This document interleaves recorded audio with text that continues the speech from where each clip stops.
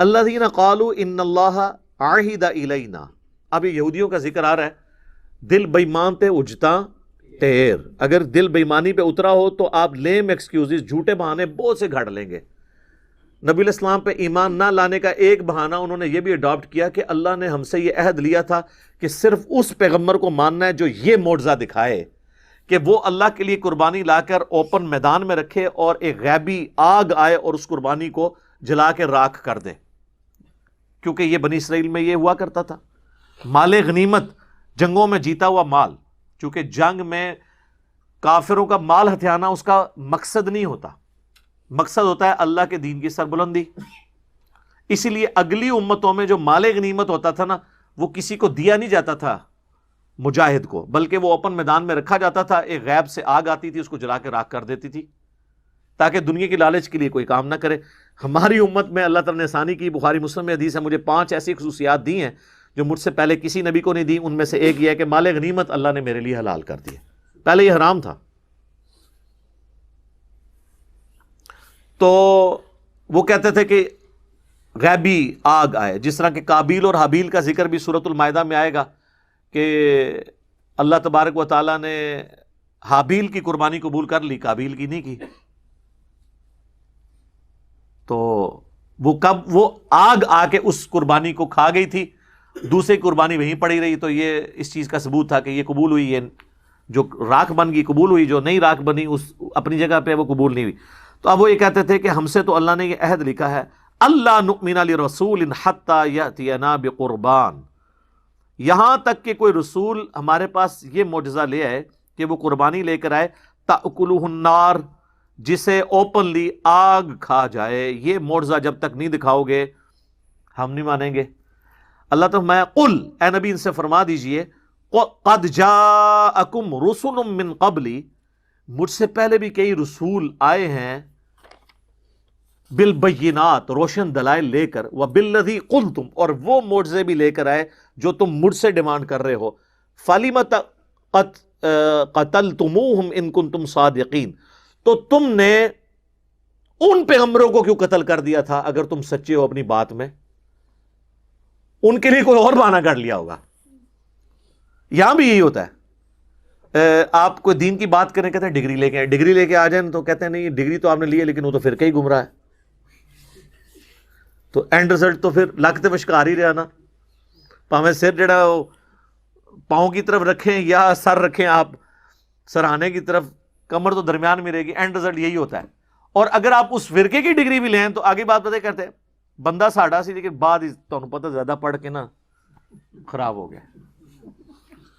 اتنے بانے ہیں. میں کہتا ہوں شیطان بھی ہنستا ہوگا کہ علماء کرام کی تحقیقات کے اوپر، علماء کرائم، علماء کرام نہیں، علماء کرائم، میں مجرم علماء کی بات کر رہا ہوں، اہل حق کی بات نہیں کر رہا. لیکن آپ نے مجھ سے پوچھنا نہیں کہ اہل حق کدھر ہیں. تو اللہ تعالیٰ ہمارا ہے کہ اگر تم نے پیغمبروں کو ماننا ہی ہوتا تو ان سے پہلے جو رسول گزرے. اچھا یہاں پہ رسول جو ہے بمعنی نبی کیا ہے یہاں پہ، یعنی لغت کے معنوں میں یوز ہوا ہے، ورنہ میں نے پہلے بھی کئی دفعہ بتایا کہ جو ہم اصطلاح کے معنوں میں نبی اور رسول کا فرق کرتے ہیں، اس فرق میں کبھی رسول قتل نہیں ہوئے. قتل ہمیشہ انبیاء ہوتے تھے، کیونکہ رسول تو خود یہ دھمکی دیتے تھے کہ ہم پہ ایمان لاؤ ادروائز بڑے دن کا عذاب آ پکڑے گا. اگر وہ خود اٹھا لیے جائیں یعنی شہید کر دیے جائیں تو وہ دھمکی تو انہوں نے کافروں کو لگائی تھی، خود کیسے قتل ہو گئے. تو وہ اللہ تعالیٰ کا اصول ہے. کتب اللہ لأغلبن انا ورسلی، سورۃ المجادلہ میں آیا کہ اللہ تعالیٰ نے یہ طے کر لیا کہ میں اور میرے رسول غالب رہیں گے. یہاں پہ رسول کا لفظ آیا لیکن رسول اپنے لغت کے معنوں میں کوئی بھی بھیجا ہوا. ایون سورہ یاسین میں آپ دیکھیں گے انبیاء نے جو اپنے فرستادے آگے بھیجے ان کے لیے بھی رسول کا لفظ استعمال ہوا ہے. یعنی انبیاء کے صحابہ بھی رسول ہیں. وہ رسول ہیں رسول اللہ کے رسول، یعنی رسول اللہ کے بھیجے ہوئے رسول. ٹھیک ہے. اس لیے آپ دیکھیں حضرت ابوبکر کو کہا جاتا تھا خلیفۃ الرسول، یعنی نبی علیہ السلام کے بعد صحابہ نے اجماع سے ان کو چنا. جب حضرت عمر آئے نا تو ان کے لیے پھر لفظ استعمال ہوا خلیفۃ الرسول، رسول اللہ کے خلیفہ کا خلیفہ. حضرت عمر نے سوچا جناب یہ تو معاملات آگے چلیں گے، تو اصحاب نے، حضرت عمر نے نہیں باقی صاحب نے مشورہ کیا کہ یہ تو ہماری زبان اتنی دیر ہمیں انتظار کرنا پڑتا ہے، کوئی آپ کو چھوٹا سا نام رکھ لیتے ہیں. تو ہم نے مشورے سے بہتر سمجھے آپ کو امیر المؤمنین کہیں، ورنہ جب تیسرا بندہ خلیفہ بنے گا تو یہ 3 دفعہ خلیفہ لگانا پڑ جائے گا۔